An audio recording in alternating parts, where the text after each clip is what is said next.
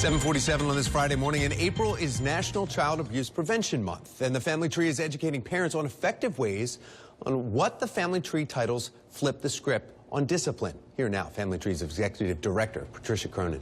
Thank you so much for coming in. Good morning. This is one of those, as a parent, 2 children myself, a 13-year-old who's very good, but you know, you still have those run-ins where you're saying, pick this up, do your homework, and you repeat it after a number of times. You're tired, and it's easy to turn that attitude towards something else to your children when you see something that's just, you know, a menial little thing or something like, have you done your homework? We ask you this every day.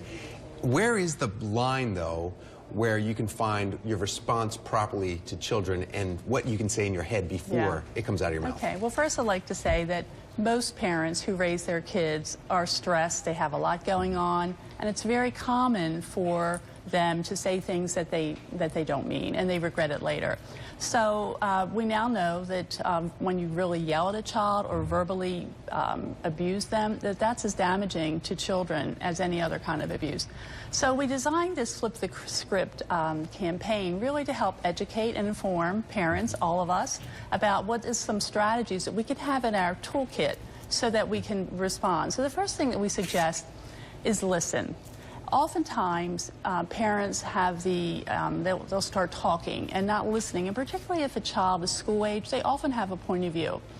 And then rather than reacting quickly, we suggest that you just reflect a minute, think about what you're going to say, and particularly the words you're going to use, not you're stupid or you did it wrong, but really reflect a minute before you say some words.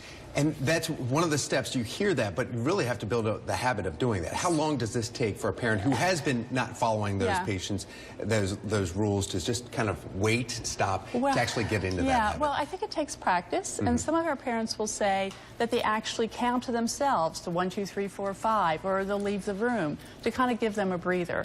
And then they want to speak, and I think when it's time to speak, you want to be thoughtful about the words that you say. So because, you know, kids hear, and if you're saying something very harmful, that will impact them too. Breaking it from your own parents. I mean, we all grow up saying, oh, I'm never going to be like my parents. And then you, as a parent, I find myself saying the exact same things that were said to me, that I swore I'd never do it. But you do it because you don't have any other, I guess, education on that because you're in that situation. So do you also help parents kind of break that cycle too? That's exactly what we do at the Family Tree. All of us have been raised in ways that we like to do different. We like to be different with our kids, and so we work on that. We work on how we speak to our kids, how we communicate with them, and how we can get them to comply with our instructions, because all of us want kids that, you know, grow up to be, you know, competent adults. Right. So we have a wonderful toolkit on our website that can kind of give examples of what kinds of words to use, and, you know, lots of other really good communication strategies I think will be useful to the viewers. Executive Director of Family Tree, Patricia Cronin, thank you so much for your time. We appreciate that. Thank you so much. All right, now, Amy, this is going to be a great weekend to get outside with the family and do a lot of kind of activities because it's almost summer-like weather. Is that what we're seeing?